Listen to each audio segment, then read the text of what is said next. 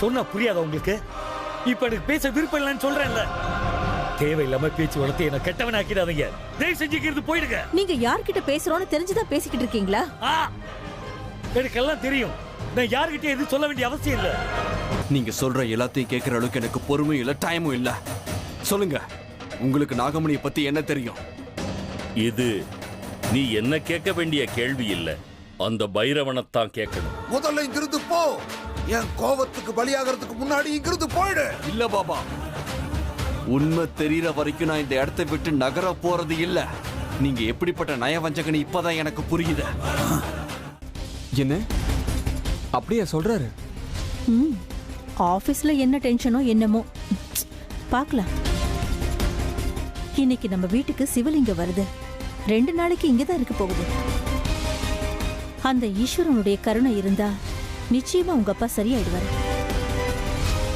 சரி, நீங்க 2 பேரும் ரெடியாகி கீழே வந்துருங்க. நான் போய் பூஜைக்கான ஏற்பாடெல்லாம் பண்ணிக்கிட்டு இருக்கேன்.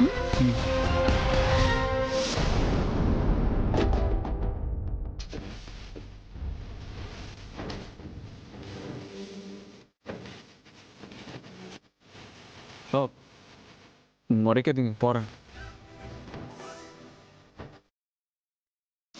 இவ்வளோ நாள் எங்க இருந்ததுன்னு தெரியுமா? சொல்லுங்க பாபா, நாகமணியை பத்தி உங்களுக்கு என்னெல்லாம் தெரியுமோ எல்லாத்தையும் சொல்லுங்க. இத்தனை நாள் நாகமணி வேற எங்கேயும் இல்ல ருத்ரா. அதுவும் பக்கத்திலேயே தான் இருந்தது. உன் கை கெட்ட தூரத்துல உன் பக்கத்துல தான் இருந்தது. அப்படின்னா நாகமணி உன்னோட வீட்டுல தான் இருந்தது ருத்ரா.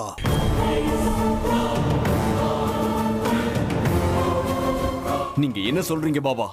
நாகமணி எங்க வீட்டுல? உங்க குடும்பத்துல உள்ளவங்க கையில தான் அது இருந்துச்சு. யார்கிட்ட பாபா?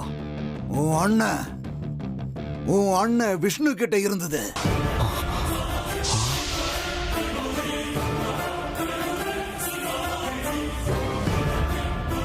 போய், நீங்க சொல்றது பச்சை போய். இப்ப நான் உங்ககிட்ட பொய் சொல்லி எனக்கு எதுவும் ஆக போறதில்ல ருத்ரா. கேட்டுக்கோ, நாகமணி உன் அண்ணன் விஷ்ணு கிட்ட தான் இருந்துச்சு. அத கொடுத்தது யாருன்னு நினைச்சுக்கிட்டு இருக்க? அந்த நாகராஜனே நாகமணிய உங்க அண்ணன் கிட்ட ஒப்படைச்சான். நீங்க என்ன பாபா சொல்றீங்க? அது எப்படி நடக்கும்? உனக்கு தெரியாம உனக்கு பின்னாடி இன்னும் பல விஷயங்கள் நடந்து இருக்கிறா. நாகமணி உங்க அண்ணன் விஷ்ணு கிட்ட இருக்கிற விஷயம் எனக்கு எப்பவோ தெரியும். நாகராஜா நாகமணிய உங்க அண்ணன் கையில கொடுத்துட்டு தன்னோட உயிரை அங்கேயே விட்டுட்டான்.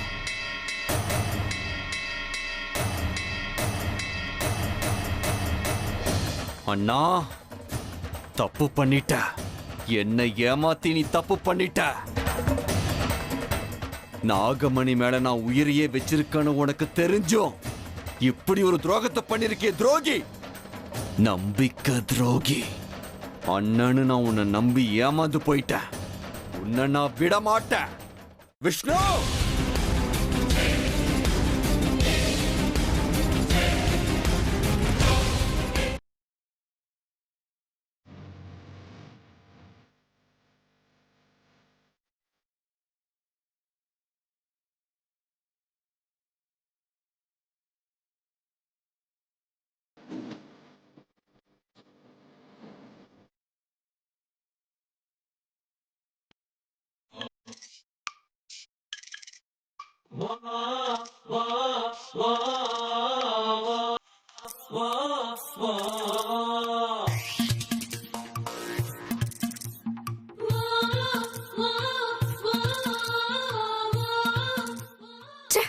உங்களுக்கு வெக்கமா இல்ல?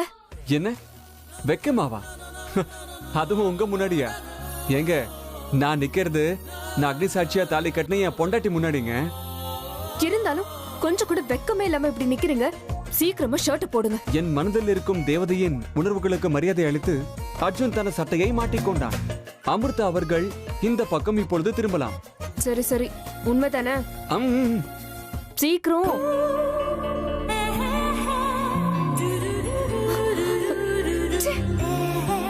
பொய் சொல்றீங்களா? நான் இப்பவே இங்கிருந்து போறேன்.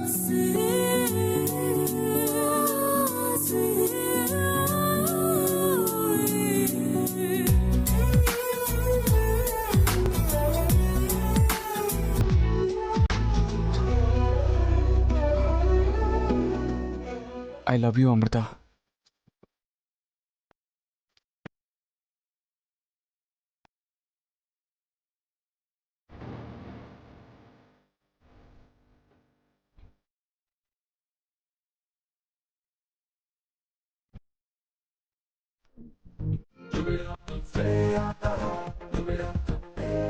அதோ வந்துடுறே. அம்மா, பாப்பா, அது அமிர்தா இந்த ஷர்ட் கலர் நல்லா இல்லைன்னு சொல்றாங்க. இல்ல, அதனால தான் ஷர்ட் மாத்திக்கலான்னு பார்த்துக்கிட்டு இருந்தேன். போதும் பண்ணி கதை விட்டது. எங்களுக்கும் எல்லாம் தெரியும். நான் யார் தெரியுமா? உன்னோட அம்மா. அமிர்தா, நீ வாமா, நம்ம பூஜைக்கு போலாம்.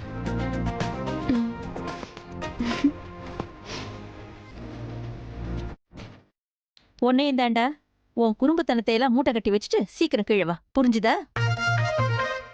வாமா போல. சீக்கிரம் வந்துடுறா, இல்லைன்னா பாட்டிக்கிட்ட திட்டு வாங்குவேன். இந்த அமிர்தா காணல் நீர் மாதிரி கண்ணுக்கு எதிரே இருப்பாங்க, ஆனா கிடைக்க மாட்டாங்க. பார்க்கலாம் இன்னும் எத்தனை நாளைக்கு எனக்கு ஆட்டம் காட்டுறாங்க.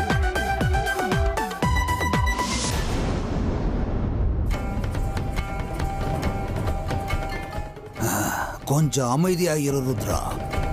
ஆத்திரப்படுறதால எந்த பிரயோஜனமும் கிடையாது. எப்படி அமைதியா இருக்க முடியும் பாபா? இப்படி ஒரு துரோகம், அதுவும் என் கூட பிறந்தவனே செஞ்சிருக்கான். இப்படிப்பட்ட யுத்தத்துல அண்ணன் தம்பி எதுவுமே கிடையாது. நாகமணி மேல இருக்கிற மோகம் இப்படியெல்லாம் பண்ண வைக்கும். என்னையே எடுத்துக்க. என் மேல நீ எவ்வளவு நம்பிக்கை வச்சிருந்த, இருந்தாலும் சில விஷயங்களை உங்ககிட்ட இருந்து மறைச்சிட்ட. அவ்வளவு எதுக்கு? நீ கூட என்கிட்ட இருந்து எத்தனையோ விஷயங்களை மறைக்கணும்னு முயற்சி பண்ண. அது அப்படித்தான் விஷ்ணுவும் அந்த விஷயத்தை நம்ம கிட்ட இருந்து மறைச்சிட்டான். விதியோட விளையாட்டு. இப்ப அந்த விஷயம் 3 பேருக்குமே தெரியாது. அது ரகசியமாவே போயிடுச்சு. நீங்க சொல்றதெல்லாம் சரிதான் பாபா. இருந்தாலும் எனக்கு ஒரு சந்தேகம். என்ன ருத்ரா அது? எனக்கு என் அண்ணன் மேல இன்னும் சந்தேகமா தான் இருக்கு பாபா. அப்படின்னா கொஞ்சம் யோசிச்சு பாருங்க. நாகமணி என் அண்ணன் கிட்ட இருக்கின்ற சந்தேகம் உங்களுக்கு வந்தது அவனுக்கு தெரிஞ்ச அவன் ஏன் போய் சொல்லி இருக்க கூடாது? நாகமணி அவனே எங்கேயாவது ஒளிச்சு வச்சுட்டு அவைய நாடகம் ஆடி இருக்க கூடாது. அப்படிங்கிறியா? பாபா, எந்த சந்தேகத்தையும் சும்மா விட்டு வைக்க கூடாது. நாகமணி மேல இருக்கிற மோகம் யார வேணும்னாலும் எப்படி வேணும்னாலும் துரோகம் செய்ய வைக்கணும் காமிச்சிருச்ச. இனிமே நான் யாரையும் நம்ப மாட்டேன். இப்பவே நான் விஷ்ணு கிட்ட போய் எல்லா விஷயத்தையும் வாங்குறேன்.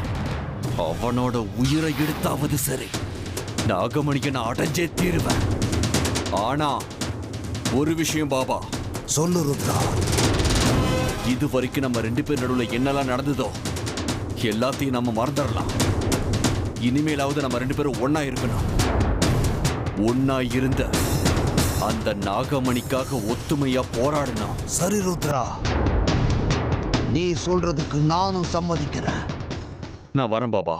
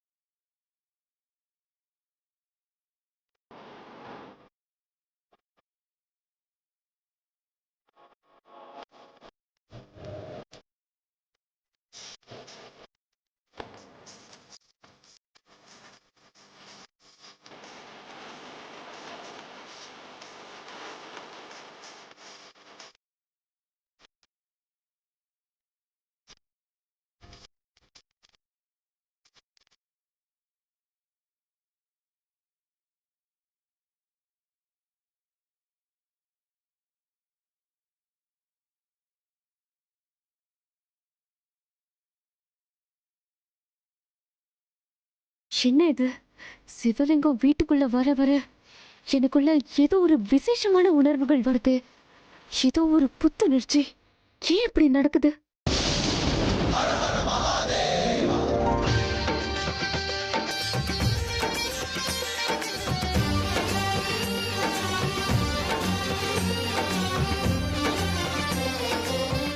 பரமேஸ்வரா, ஈஸ்வர நம்ம வீட்டுக்கு வந்தாச்சு.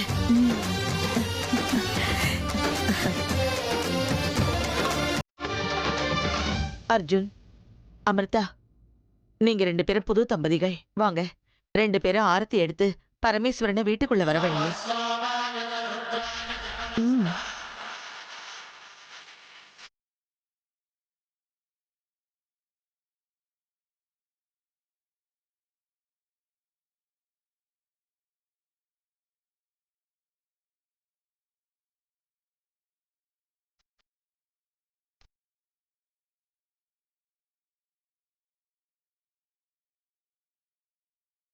அர்ஜுன், அமிர்தா,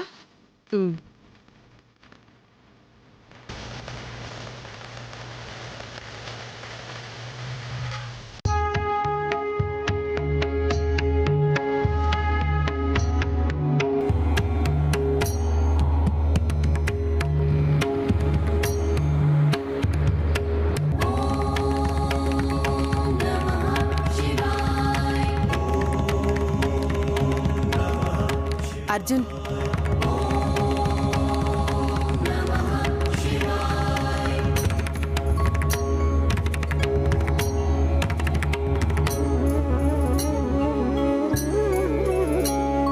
जटाटवी कलज्जल प्रवाह पावितस्थले कलेवलं व्यलम्बे ஆரத்தி எடுமா. तुङ्गमालिकां डमड्डमड्डमड्डमन्निनाथवड्डमर्वयं चकार चण्डताण्डवं तनोतु नः शिवः शिवम्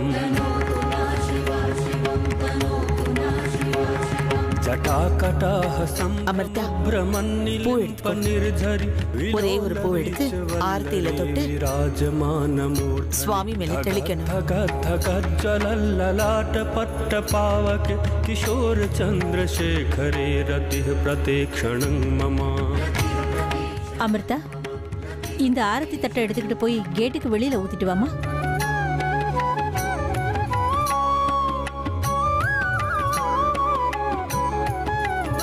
உள்ள வாங்க.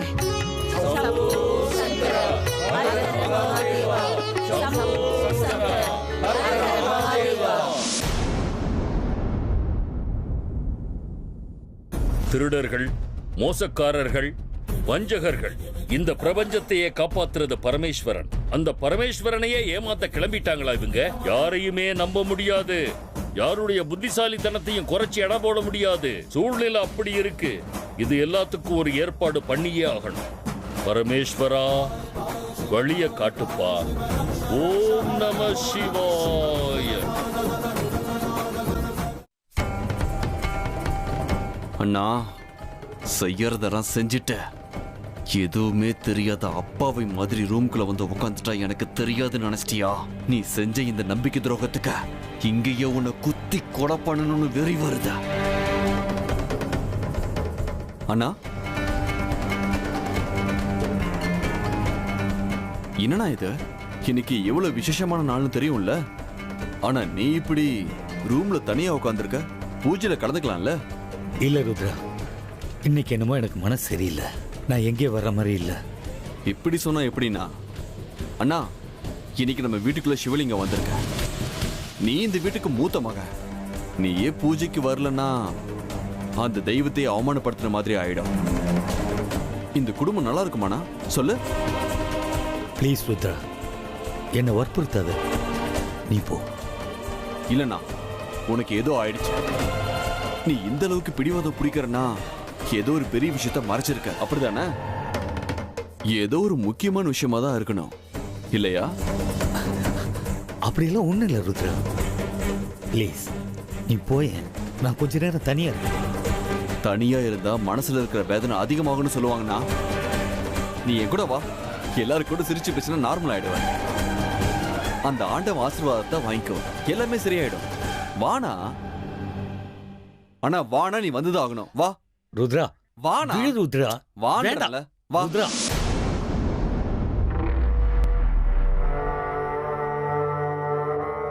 அண்ணா எவ்வளவு நாடகம் ஆடணுமோ ஆடிக்கோ. இன்னைக்கு உன்னை எப்படி வாயை திறக்க வைக்கிறன்னு பாரு. நாகமணி இத்தனை நாளா எங்க இருந்துச்சு, இப்ப எங்க இருக்க, அத நீ என்ன பண்ணுனேன்னு எல்லா உண்மைகளையும் சொல்லிதான் ஆகணும். அப்படி இல்லைன்னா இன்னைக்கு என் கையாலதான் உனக்கு சாவு.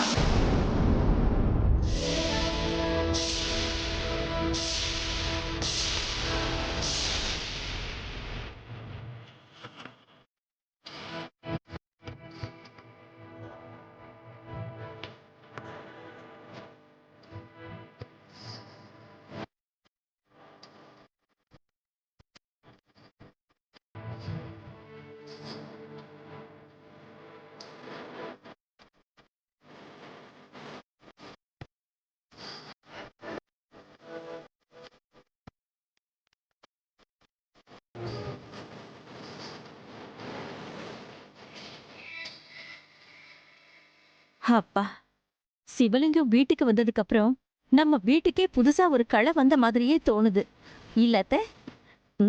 அதனால தானம்மா இந்த பரமாத்மாவை தெய்வம்னு சொல்றோம். உயிரோட்டமே இல்லாத தேகத்துக்கு கூட உயிரை கொடுக்கக்கூடியவர் இவரு, இந்த பரமேஸ்வரன்.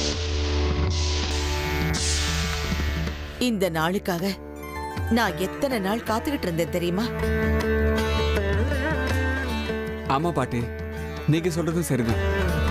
இந்த சிவலிங்கத்தை பார்க்கும்போது மனசுக்குள்ள ஏதோ ஒரு சந்தோஷம் வருது. அது வார்த்தைகளால சொல்ல முடியல.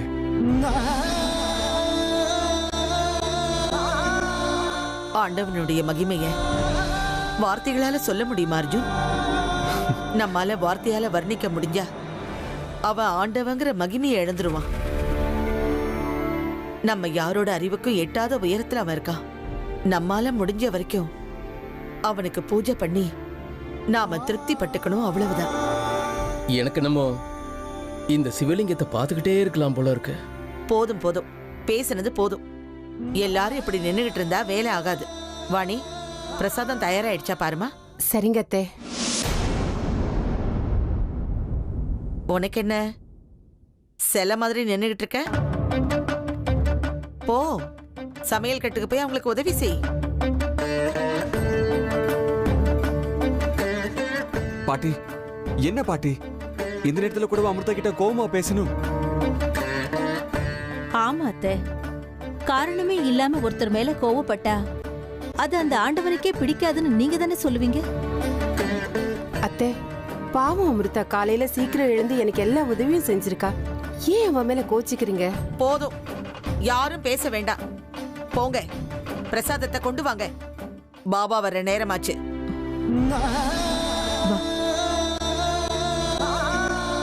போகட்டும் விட்றா. பாட்டி எப்போதும் இப்படிதானே தெரியும்ல, நீ எதுவும் மனசுல வச்சுக்காதவா.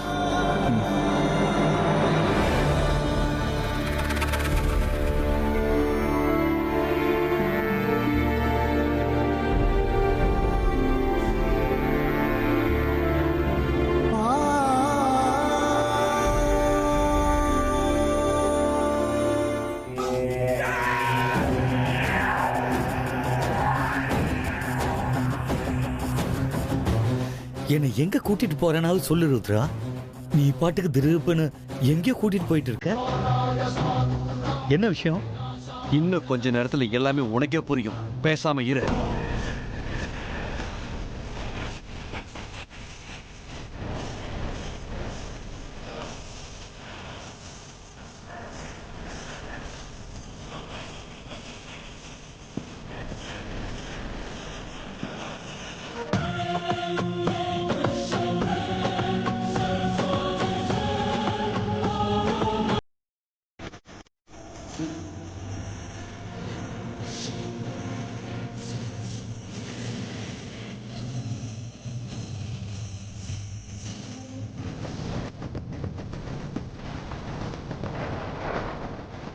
இது என்ன இடம் ருத்ரா?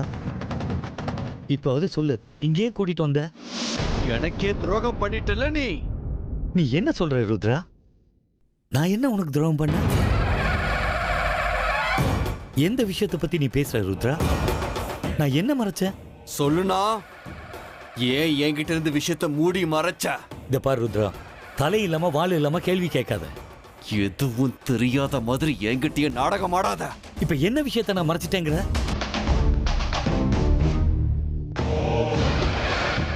நாகமணி